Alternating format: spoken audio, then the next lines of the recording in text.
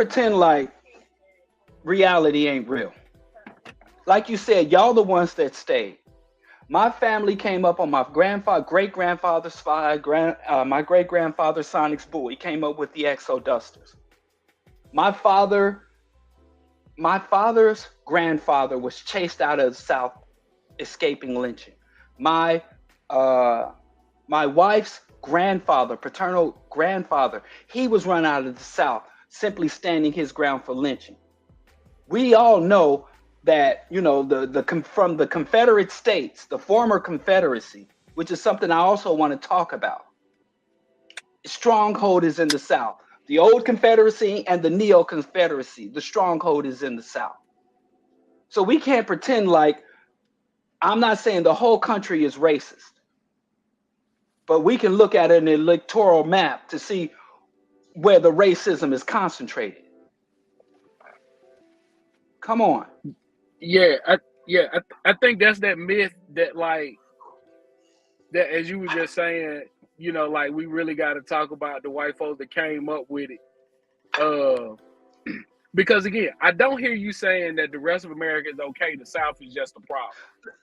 All of the United States, I agree with Malcolm X. If you south of the Canadian border, you're in the South. Absolutely. But as you so aggressively want to highlight, the cultures are different. Their circumstances are different. And I could sit here all day and talk about my issues and critique and criticisms of the North, and that's or the thing, East, I don't think, or the Midwest. Diallo, I don't think that conversation is ever had. Then you don't follow the Bro Diallo show. I think we spend. I talk about Chicago nonstop. I call Chicago the sanctuary of hypocrisy. I talk about the failings and the racism in the North and everywhere. So I don't know where that comes from. Bro, listen. If you go through this chat, I'm not able to look at the chat. I'm on my phone. If you go through the chat, if you pay attention to the smart people that talk, they act as if the South is in a completely different planet. And one of the things that you highlighted was because you were like, well, it's the pocket of the Confederacy and the racism is concentrated. I think I didn't say concentrated. I said overt. Okay. The racism is concentrated. Like, I don't know. I did not say concentrated. I said overt racism. Listen, bro. Now you splitting hairs. Now you doing the thing. I'm not splitting hairs. That's two different things. Now you splitting hairs. I never. Listen, bro. All you doing is giving people more ammunition to talk about when you start bringing up the Confederacy. Because nobody cared about the conditions of black people in this country. So it don't matter if you fought for the North or the South. You didn't care what was happening with black people. So I don't care, like, the statement of the Confederacy or the Union, like, it doesn't matter. Neither party cared about my well-being. So it don't matter if you fly a Confederate flag or not. Wait, what? Neither party, the Union nor the Confederacy, cared about my well-being. But one was abolition and one was for preservation of chattel slavery.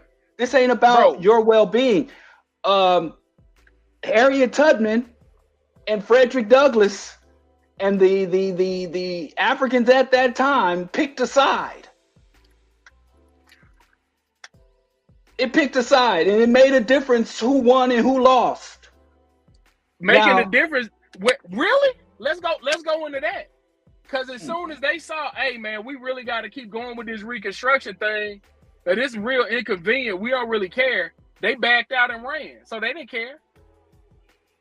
I wish black people, when we're talking about history and politics, would stop talking about caring and love or love for us. We have to talk about interest. What did they do? We have to. What did they do? It doesn't matter if they cared about us or not. I'm not even sure. I'm not even sure where we're going with this. All I'm asking, you saying we need to get away from caring. You want me to change my language? I'm with changing my language. All I'm telling you is they didn't do anything. As soon as it got hard, they ran. That's absurd. Then as soon as it got hard, they ran. Who ran? The Northerners. That was the end of radical Reconstruction. They didn't run. The Northern troops. They didn't run. Let's just be accurate. The Northern troops were extracted. They were recalled by the U.S. military. There were deals made. Black people were betrayed by the Union. They betrayed us for very specific reasons and to implement certain policies and to address certain interests. Yes, they didn't care about us then. They don't care about us now. I don't care about them. But the policies are what's relevant. The agendas, the strategies, and tactics is what we have to talk about.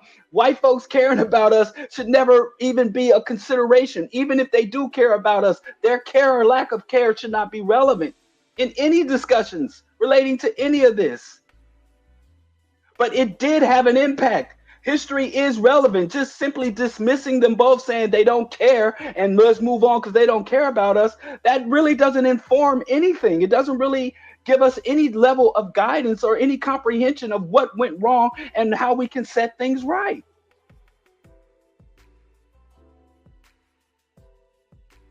Who cares if they cared about us or not? What was the outcome of the Civil War for African people? The outcome of the Civil War, just like the outcome of civil rights, was a inadequate half measure that left us vulnerable. We won concessions. As Dale Jones says, a lot of times when white people, when their larger system is in trouble, they loosen up to get a tighter grip.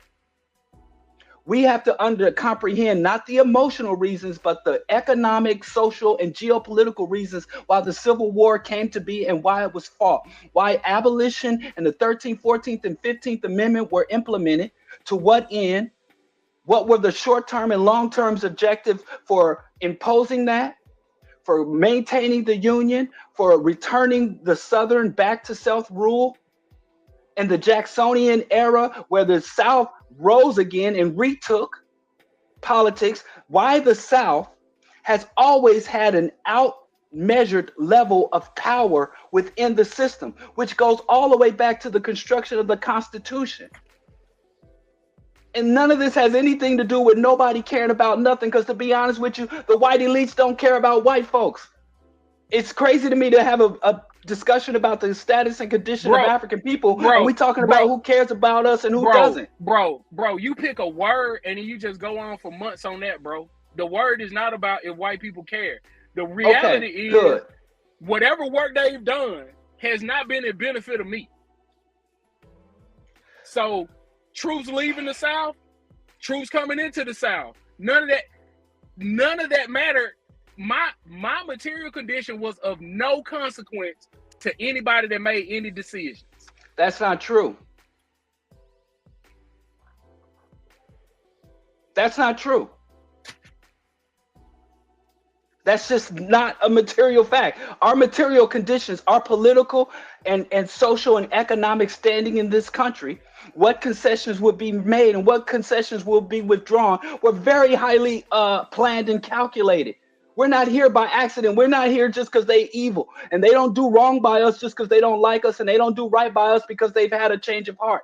Everything they do is based on strategies and tactics. And we respond. Because you're going back. You say, don't get stuck on the word care. And then you come right back to those emotionally charged positions about who cares about us and who doesn't, what they do for us and what they don't do. If you look at the preservation of the status, if you look at the class divergence, if you look at the international relationships and connections of that time, if we don't even understand what happened back then, we're not going to be able to comprehend what's coming. We're not going to be able to comprehend what's coming. I see a lot of black people just like, ain't no difference between the Democrats and Republicans. These dismissive conclusions, are really throwing us off. They're really throwing us off because we think when people do wrong by us, they don't like us. And when they do right by us, they're our friends. When people that hate us can do right by us because it serves their interest, because of their level of vulnerability, because of the risk or the optics, they can do right by us. And people who pretend to be our friends, who love to eat our food and intermingle and intermarriage with us, will stab us in the back. Not because they just hate us, but because it serves their interest.